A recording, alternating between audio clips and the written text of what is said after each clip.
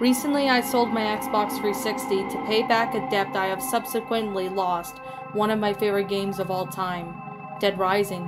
It was the first game I bought for the 360, and it left an impression on me, so naturally, I wasn't excited about this. While I was browsing for the Dead Rising wiki, I got a message from a user named Ed. The only thing that the message contained was a mega upload link to a file called deadrisingpc.exe. This piqued my curiosity on so many levels. Was there really a hacked PC version of Dead Rising that I haven't heard of? Who was Ed, and how did he get much common username? Why did someone I don't know would send me a link to this? It wasn't only me, although everyone in the wiki received the same link. Though I thought it was a virus at first, but after a scan and careful consideration, I downloaded it and hoped for the best. The first thing I noticed was that the game ran very smoothly. This was surprising, given that my computer is just a dinosaur and can barely overrun Oblivion without chugging. In addition to this, why the hack was very professionally put together, as I expected the emulator of some kind, or a shitty bootleg, but it ran sort of like the PC version of Dead Rising 2, also a very good game, but I preferred the first one. Despite the oddities, I was in a state of euphoria that I found really real. Working hack game and free, not to mention, so I ordered pizza, opened a 6-pack of beer, and started a brand new game. Now for those who haven't played or heard of Dead Rising before, here's the gist of it. You play as Frank West, a photojournalist who infiltrates the Mall of Willamette, Colorado, to cover a story, only to find the mall is crawling with zombies. The game takes place over a 72-hour period, which you take part of the main storyline or cases, about uncovering the story behind the outbreak, and side missions, scoops, where you rescue survivors, kill psychopaths, and fulfill requests. One of the main quirks of the game is that you're on a set time limit, and if you miss a case or scoop, it disappears for the whole 72-hour game. However, if you complete all the cases, you unlock overtime mode, a continuation of the story for about 24 more hours. After completing overtime, you unlock infinity mode, which is sort of the survival game, where your health drains constantly and all the survivors and psychopaths of the game try to kill you. But in my game, there was no infinity mode. It had been replaced by something called Psychopath mode. I thought this might have been something they put in the PC version only, and then I realized I was being retarded. Since there was no real PC version, I was getting tired at this point from at least 5 hours of straight gaming. But there was something very compelling about this. Maybe it's curiosity, but I ignored the fact that I was about to pass out and entered Psychopath mode. As it turned out, I would soon regret this later. It all started with me out in the security room at night. I would have thought this was infinity mode, since you start in the same place, except Brad, Jesse, Otis, and the other survivors were in the security room. They all had the option to talk, but they all said something along the lines of, "We won't go out until you kill all the psychos." Deciding to explore further, I went to the entrance plaza. After the loading screen, I got the intro cutscene for the sniper family, Roger, Jack, and Thomas. Some of the psychopaths in the game I was equipped with was a small chainsaw, a sniper rifle, and loads of orange juice, so the game and the fight was pretty easy. While chasing Roger with the chainsaw, I noticed at the bar where your percentage points, DR's version of XP, are shown in red instead of blue or orange. It is likely orange in infinity mode. After killing Roger and Jack, the last psychopath was Thomas, who was just quite easy, but he didn't die after his health was drained all the way. He fell to the floor and then crawled on the ground trying to flee. A text box showed up saying, "Please don't kill me, mister," and a choice of yes or no. This was strange to me, since you never make any dialogue choices in DR, so I chose yes, to which caused Frank to shoot Thomas in the head with the sniper rifle, and it sort of startled me, but I regained control of Frank and decided to venture on. I thought I had figured it out. It was just like infinity mode, only with psychopaths trying to kill you. After executing Thomas, though, the gamma went down for some reason. I started seeing weird flashes of color on the screen occasionally, but what caught my eye and attention was the red bar that had gone down slightly. I really don't know why, but I was worried about keeping up that red bar as much as possible. The rest of the gameplay basically consists of defeating psychopaths. There were 1 or 2 more for each plaza, such as Kent for Paradise, Joe and Adam for Wonderland, Steven and Celtis for North, and Convicts for Leisure Park.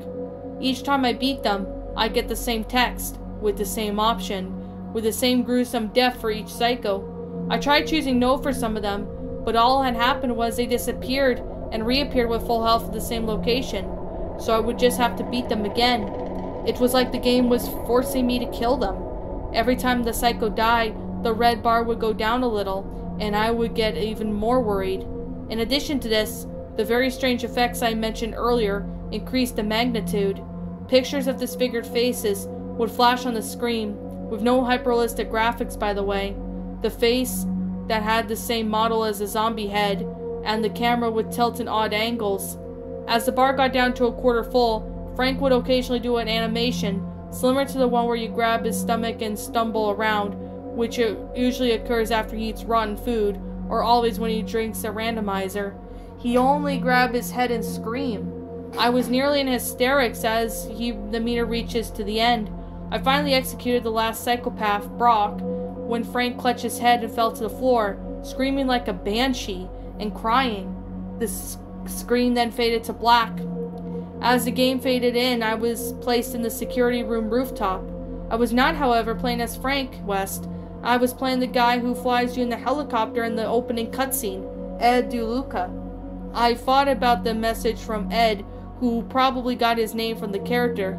I went down to the security room, which was covered in blood once again, not hyper-realistic blood. Judging by his handprints and on the floor, it looked like someone was being dragged out of there.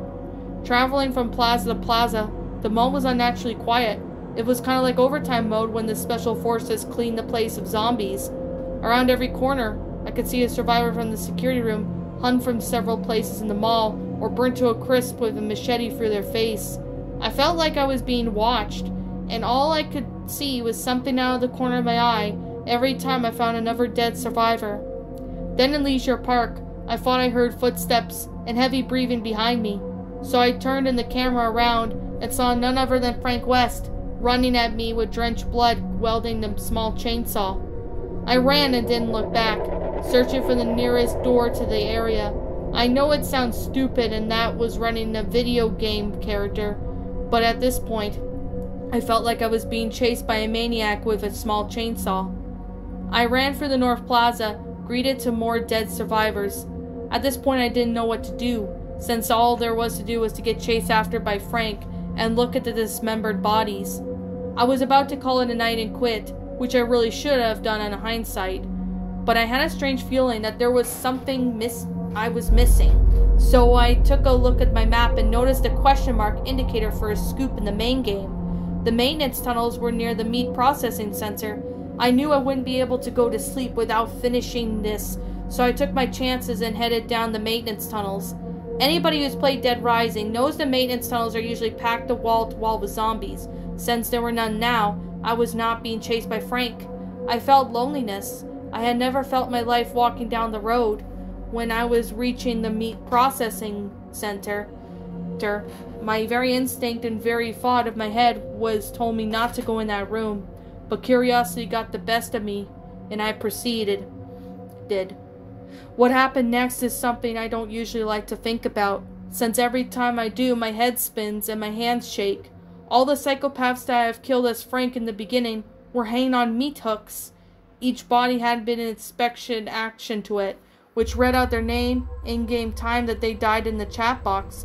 The room was highlighted in red because of all the blood. I heard the faint sound of crying coming from the walls. After taking a minute due to the immense feeling of dread I felt in this room, I noticed an empty hook in the back of the room. The text box said, Ed DeLuca, now! The screen cut out. Then I heard the sounds of chainsaw revving and a man screaming. The program forced put me back to my desktop. No sleep came to me that night. I couldn't stop thinking about this for a day or two. Why had this been programmed in? Why would someone make this disgusting thing? After pondering for a while, I think I finally understood it.